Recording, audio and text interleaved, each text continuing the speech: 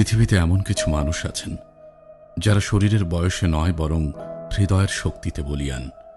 সময় কখনো কারোর জন্য থেমে থাকে না, কিন্তু মানুষ যদি চায় তবে থেমে যাওয়া জীবনে আবার নতুন সূর্য ওঠে।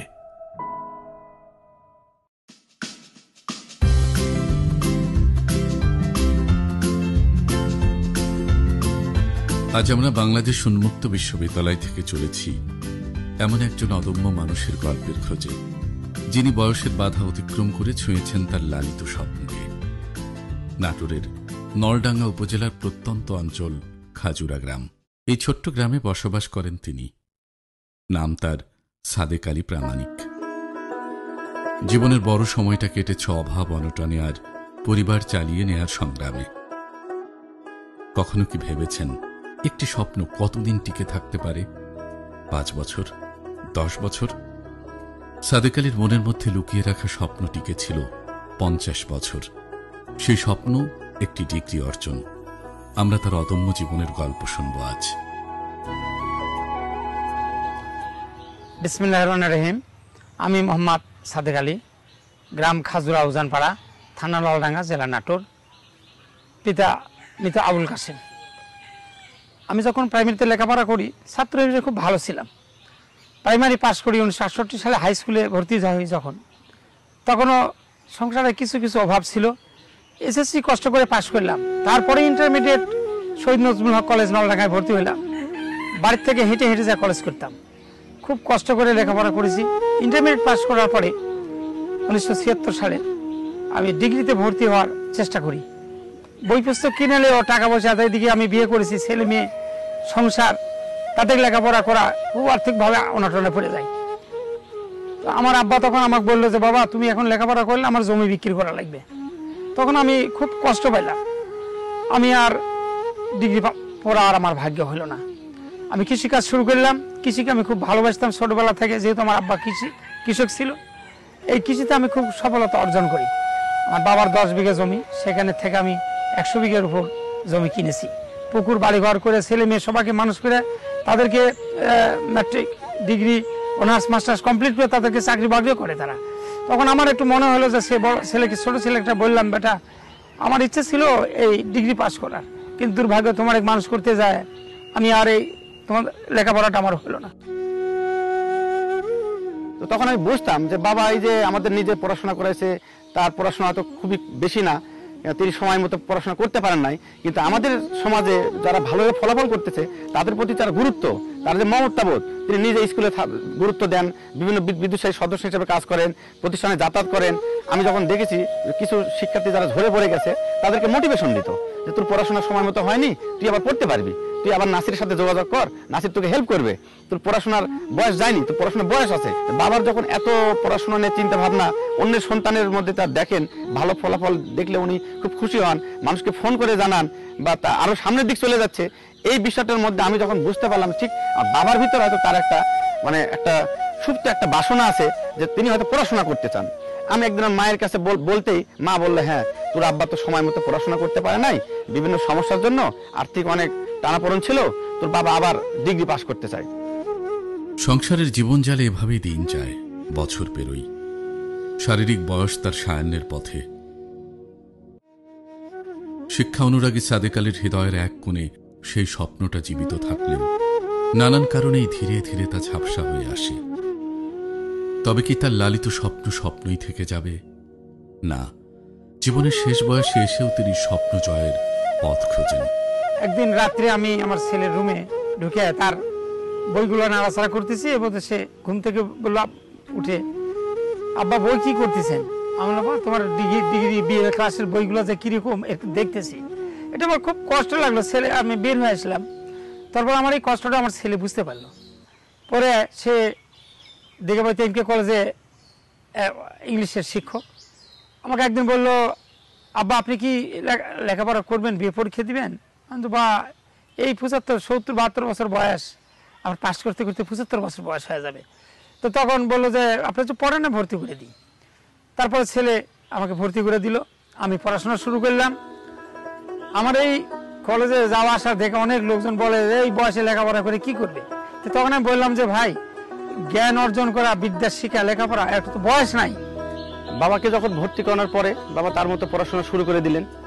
আমি যেহেতু বাবার সাথে বাবাকে ক্লাস নিলাম, বাবা নিয়মিত শুক্রবার করে আসতেন, ক্লাস করতেন এবং ক্লাস বুঝতেন, বোঝার চেষ্টা করতেন, কতটা প্রশ্নের উত্তর লিখতে হবে উনি খাতাতে নোট করতেন। প্রথম বর্ষ ঠিকঠাক মতো পাশ করে গেলেন।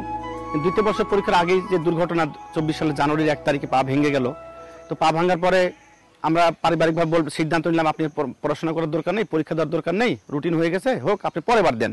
বাবা বললো না, আমি যদি এবার পরীক্ষা না দিই আমি তো পিছিয়ে যাব, যাদের সাথে ভর্তি হয়েছি তারা তো 1 বছর এগিয়ে যাবে। উনি কোনোভাবেই শুনতে চান না। ওই ভাঙ্গা পা, যে পাটা একেবারেই মানে ব্যান্ডেজ করা, অনেক মোটা পা, নড়াচড়া করতে পারেন না, অটোতে চড়ে যেতে যাতায়াত করতে হয়। তো উনি ওইভাবে যে পড়াশোনা শেষ করলেন, দ্বিতীয় বর্ষ শেষ করলেন, তারপর তৃতীয় বর্ষ করলেন। পরবর্তী যখন পরীক্ষা শুরু হলো, আমি বাবার তো পরীক্ষার কাজে থাকতে পারি না, আমি অব্যাহতি নিয়ে চলে গেলাম, অন্য শিক্ষকদের পরীক্ষা কমিটি গঠিত হলো। তো বাবার সাথে আমার বাবা তাই ফোন দিতেন দেখা করার জন্য, আমি সাক্ষাৎ করতে পারতাম না। একটা দিন শুধুমাত্র সাক্ষাতের সুযোগ হয়েছিল। তো সেই সাক্ষাৎটা আমার এমনই একটা সাক্ষাৎ যে কলেজে একটা নিয়োগ পরীক্ষা ছিল, নিয়োগ পরীক্ষার দিন আমাকে কলেজে ডিউটি দিয়েছিল, ডিউটির জন্য আমি গিয়েছিলাম।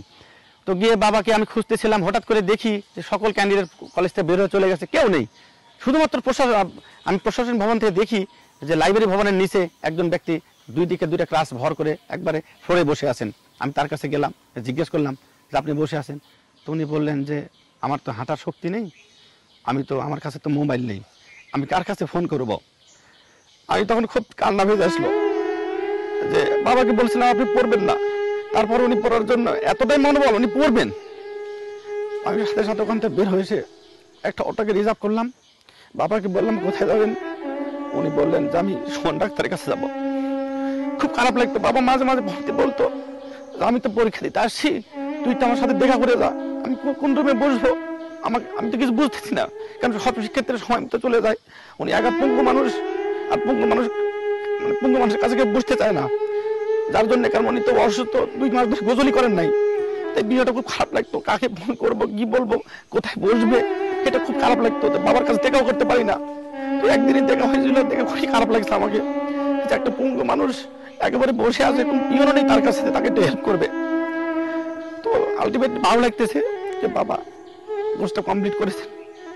আমাদের এখানে সবথেকে একজন বড় শিক্ষার্থী আমরা পেয়েছি। আসলে যে শিক্ষার বয়স নেই, ওনাকে দেখে আমরা সত্যি সত্যি খুবই অনুপ্রাণিত।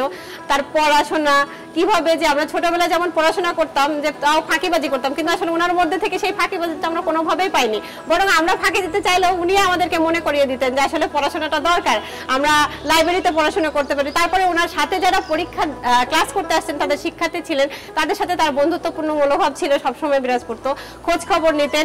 তারপর আমাদের টিচারদেরকে ফোন দিয়ে খোঁজ নিতেন, ক্লাস করতেন নিয়মিত। সবসময়ের জন্য সে মানে আসলে আমাদের সত্যি সত্যি খুব ভালো উদাহরণ হিসেবে উনি থাকবেন।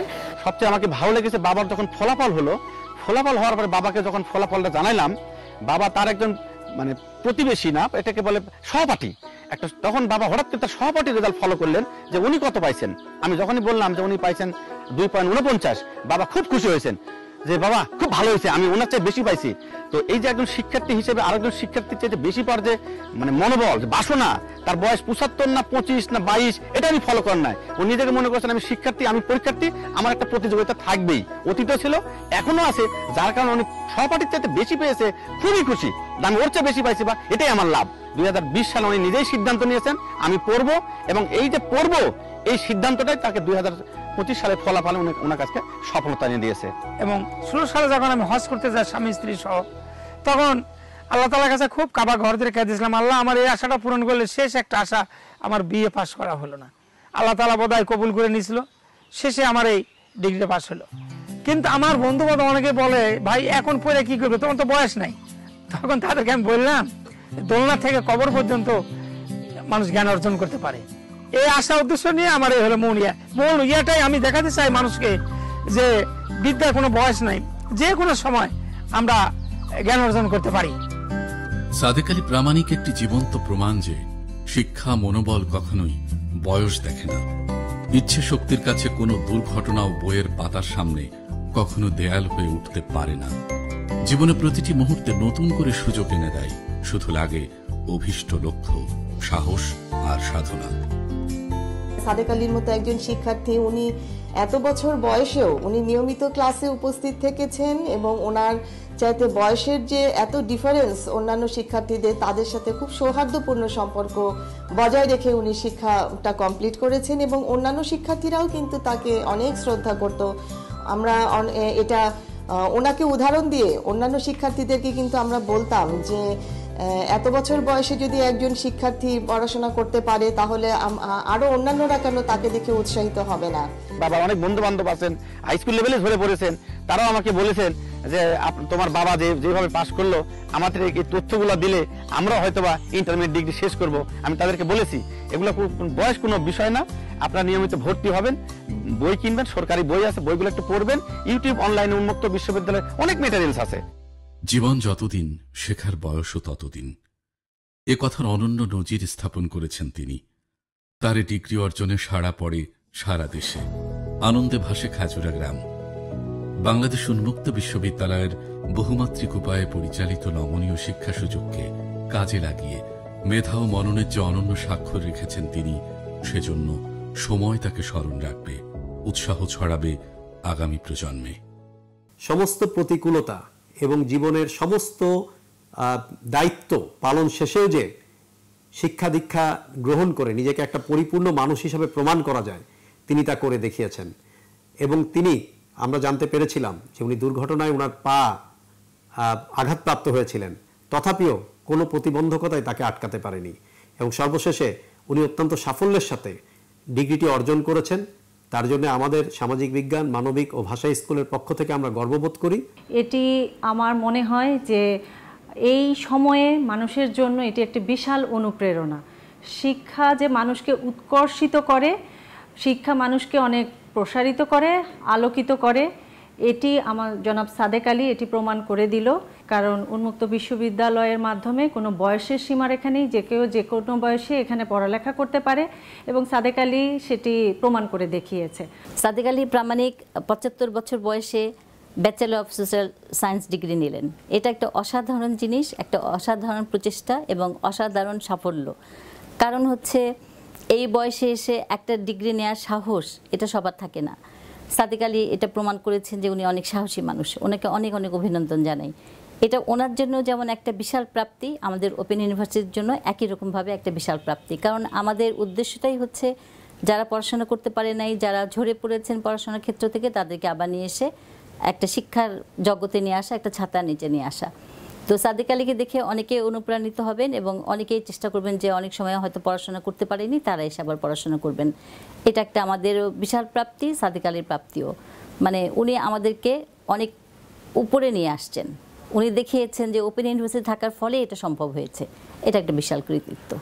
বাংলাদেশ উন্মুক্ত বিশ্ববিদ্যালয় একটা স্বপ্নের নাম। এই বিশ্ববিদ্যালয়ে বাংলাদেশের পিছিয়ে পড়া, অনগ্রসর, প্রান্তিক জনগোষ্ঠীর মাঝে শিক্ষা আলো ছড়িয়ে দেয়।